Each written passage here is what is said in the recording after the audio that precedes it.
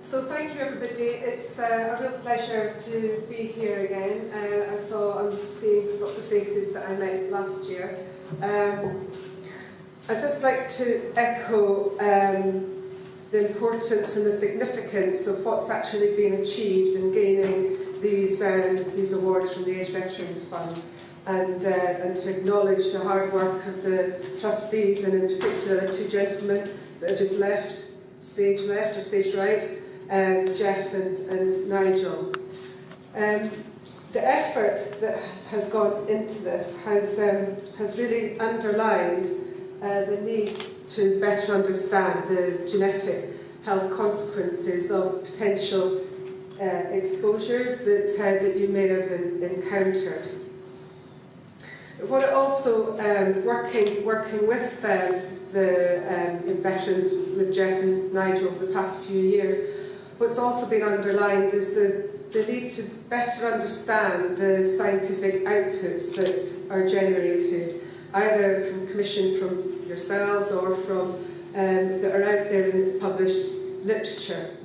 And so that's where I'd like to start, is because that forms the basis of the vision that you have had over a number of years, the ambition to create a specialist centre, and is now a shared vision with myself and colleagues at Brunel University, London.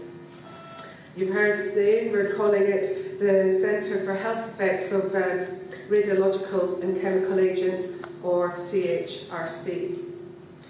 So in terms of delivery, it's going to be doing research. It's going to be actively generating new research that is specific for your community. And it's going to be translating the outputs of all of this research into information that's accessible, not just by scientists, but by you and by medical, social care providers, and ultimately to policy advisors and makers. Now, all of this is with the aim, with the purpose of sharing information, enhancing understanding, enhancing well-being, and increasing the understanding of your community's unique heritage. In other words, increasing the profile of your heritage. So I want to just give you some sense of why we at Brunel are interested in being your partners in this venture. A few years ago, we got a new Vice-Chancellor, and when Vice-Chancellors come, they tend to do a big restructure in their institutions. And so Brunel University underwent such a restructuring. So what we have are 3 discipline-led or subject-specific colleges. And then there's overarching that are 3 challenge-led research institutes. These institutes are spanning the colleges, and so are spanning different disciplines. And the idea is to foster interdisciplinary research with a focused research question. So the institute that I'm a member of is Institute of Environment, Health and Societies, and the mission is to carry out research that will improve our environments, health and well-being, and to promote social justice. And I want to just spend a couple of minutes going through the individuals, the structure of this institute. It's comprised of 6 research themes. And beginning, okay, it's not the same slide. I think my slides are possibly not the same ones that we've just produced. Anyway, so ageing studies is carrying out research looking at older individuals and healthy ageing to improve the quality and care for older people. In environment and health, we're interested in occupational and environmental exposures at a mechanistic level, and then thinking about all of the information we gain from that and applying that information to provide solutions. Welfare, health and well-being. So this is about the underpinning, the social aspects underpinning health. And biomedical engineering, well, this is about designing and thinking about medical devices for providing healthcare solutions, such as in the treatment, diagnosis or treatment of disease. The theme of health economics, this is all about evaluating impact of clinical and health research, and also about applying the research outcomes into policy. And synthetic biology is where biological systems are engineered to provide new solutions, again, for environment and health. So this blue box should overlap the first three themes, because these are the first three. In the first three themes are the professorial leads and all of the people that have been working together with me over the past year in thinking about how to create, how to generate, how to establish the centre, and how to also for delivering. So there'll be work that's going on in ageing studies, environment and health, and welfare, health and well-being.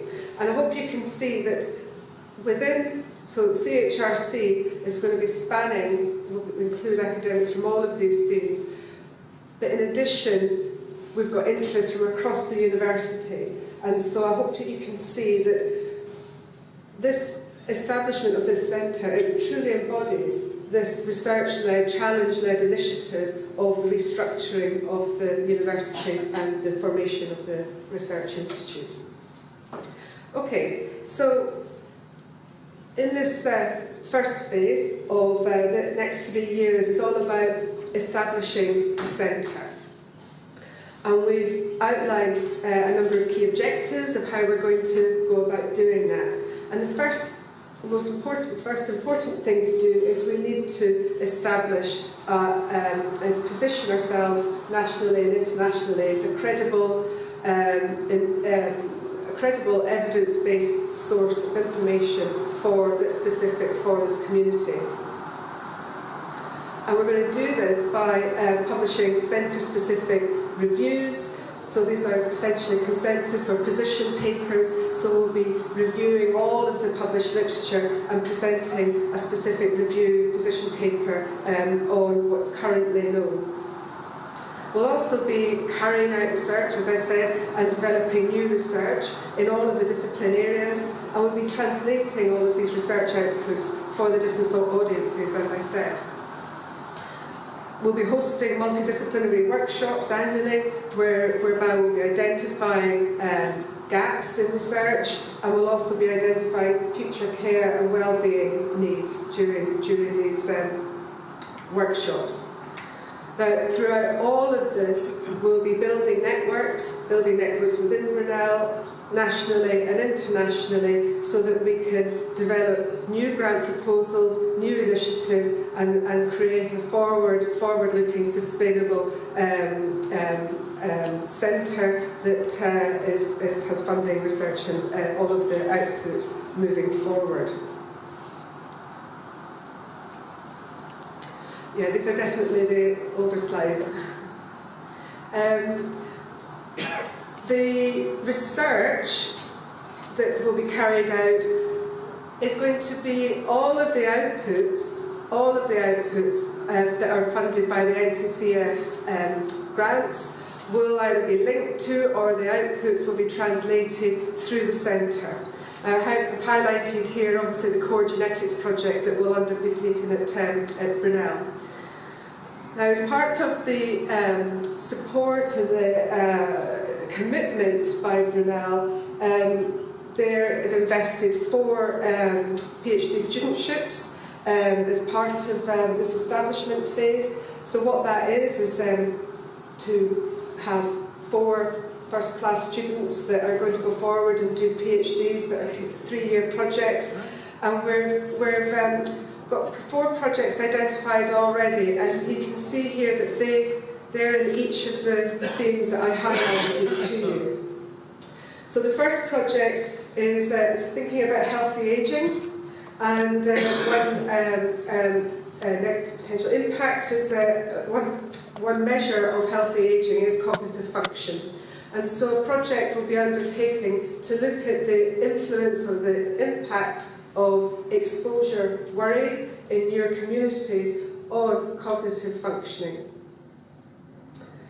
Another project will be called Recapturing Wellbeing. So this is all about designing and assessing interventions that will promote well-being in your community. And both of these projects are social science projects, and they will involve engagement by interview and other focus type groups. This third project is quite different. It's a cell-based project, and it's exploring the question of whether there's any influence or enhancement or change in effect if an exposure is given as a mixture as opposed to individual exposures. So for instance, if radiation is mixed with chemicals or chemicals mixture, would any effect on subsequent exposures be potentially enhanced? And then another project would be looking at the genomic health of the descendants, and this would overlap with the core genetic projects and would extend those projects. Which brings me on to talking about the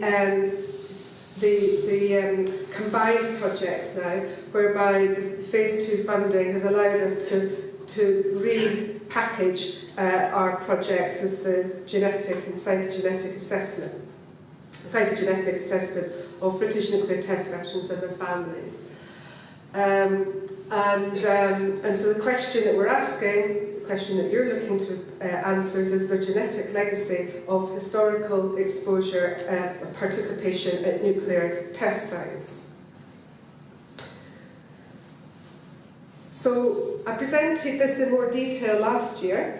This was our Phase 1 cytogenetic project, and you can see that the question that we're asking is split into two different objectives. Firstly, is there any cytogenetic evidence of previous exposure in the test veterans themselves? And then secondly, is there any evidence of genetic alterations in the first generation children? And we're going to use a variety of different cytogenetic techniques. Different staining reveals different elements of the chromosome and allows us to ask different questions from the analysis. And what we'll be doing is that we'll be determining the frequency and the type, the spectra of chromosome aberrations that we see. And we'll be doing this in 50 family groups. So 50 nuclear test veteran families and 50 control families. So in terms of comparison, the veterans, the test veteran frequency of occurrence of aberrations will be compared with a control group of veterans. And the children's frequency of aberrations from the test descendants will be compared with the frequencies observed in the control group. So with the extension or bringing back together, whichever way you want to look at it, of the second part of the project, Phase 2 funding, what this is allowing us to do is resolve at a much deeper level within each chromosome by whole genome sequencing. So we will be essentially mapping or sequencing all of the DNA from the individuals that are participating in the study. The important thing to say is that we'll be using the same family groups, and so we will be looking at the cytogenetic and the genetic level to determine the frequency and again the different type of DNA mutations that may be present in these family groups. In terms of logistics, what happens is that the whole genome sequencing, all of that is done through various high throughput established systems, and then there's a series of validations of the outputs and of the mutations that are detected. You can imagine there's a huge amount of data that's generated, and there's a whole range of different bioinformatic tools, different software tools, that then analyse all of that sequence data to make some sense of that. And we'll be using that to estimate the potential effects of any identified mutation. So it's clear that these two techniques are hugely important in being able to visualise and see what sort of in terms of what outputs at the genetic level we might observe.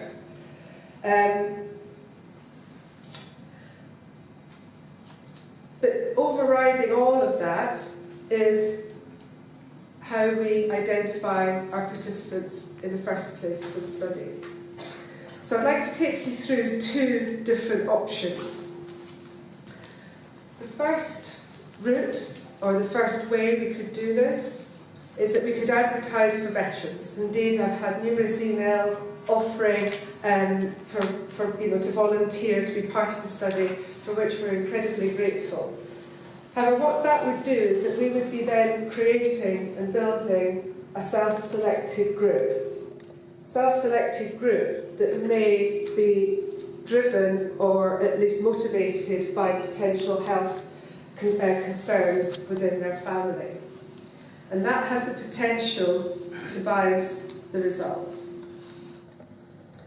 In addition to that, if we had volunteers, we would need to verify. We would need to verify where each of those individual volunteers were, which tests they were present at, years, and all of their service history, so on and so forth.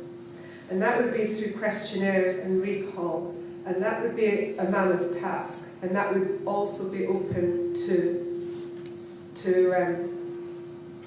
discussion.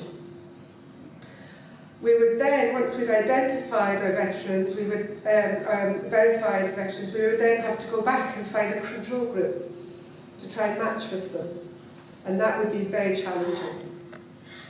So the option that we wanted to take, and that we are taking, is this, and that is where we identify veterans through military records.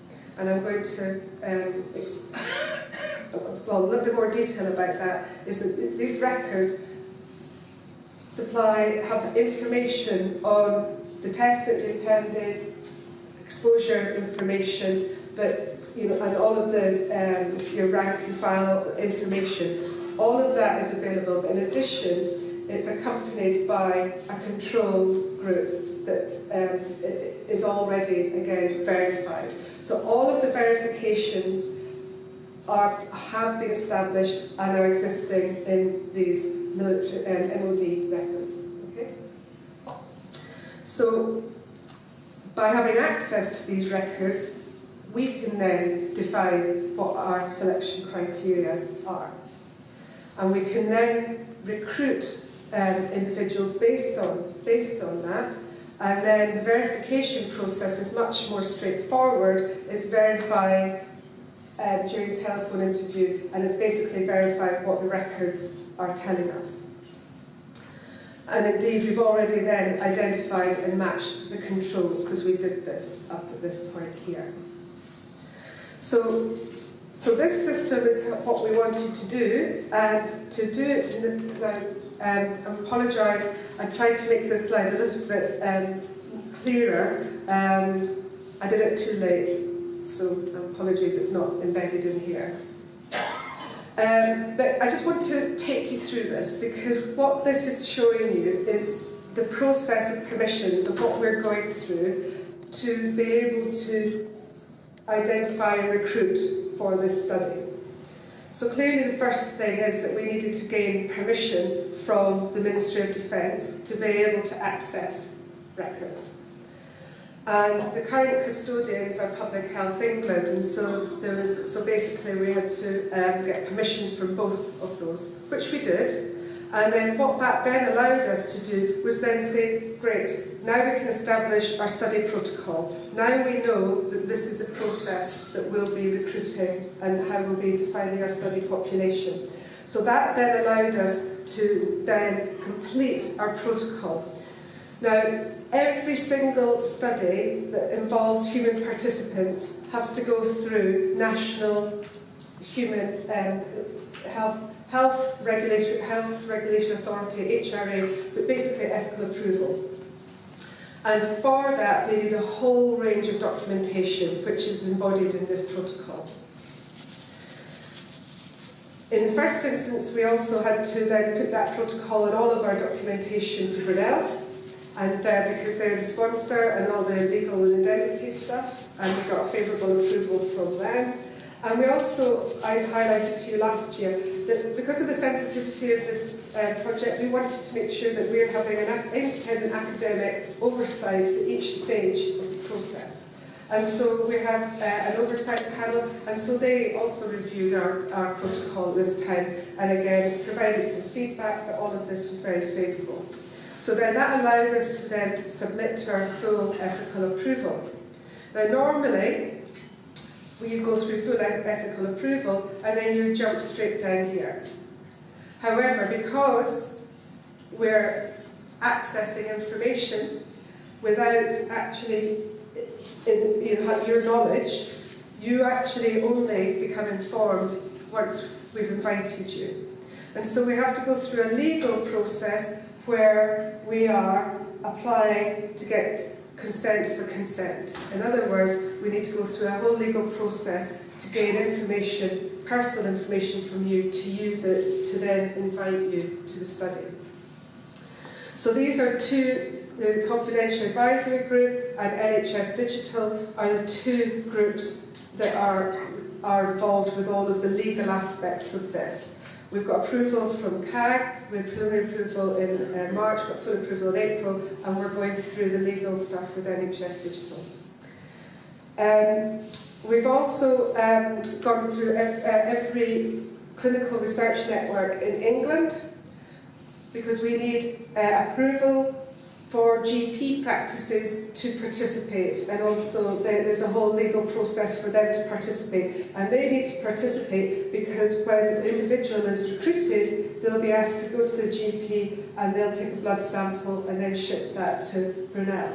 So to try and expedite things, we're going through all of the approvals for all of the GPs in the whole of England currently.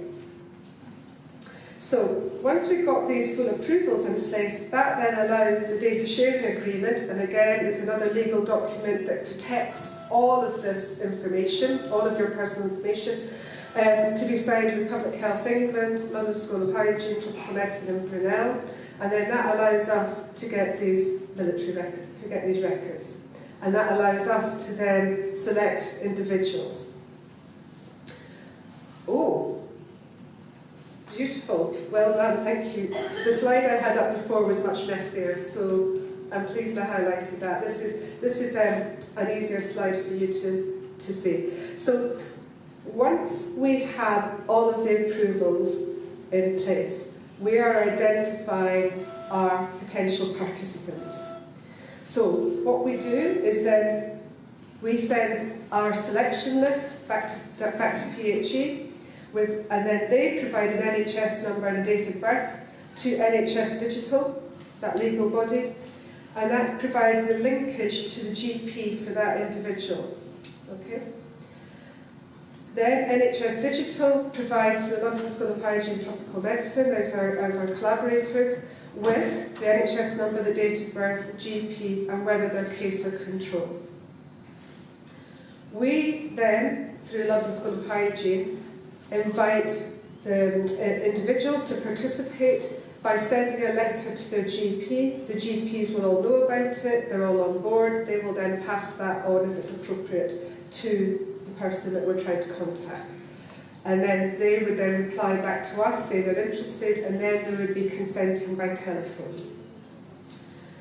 We would also be asking for an eligible child to be invited and for us to get their contact details, and then we interview them on the telephone as well, just to consent them. Once we've received written consent from the veteran, from the mother and from the child, then we send out a blood pack. You take that along to your GP, you get a sample taken, and that gets sent, and then that comes to Brunel and we can start the analysis.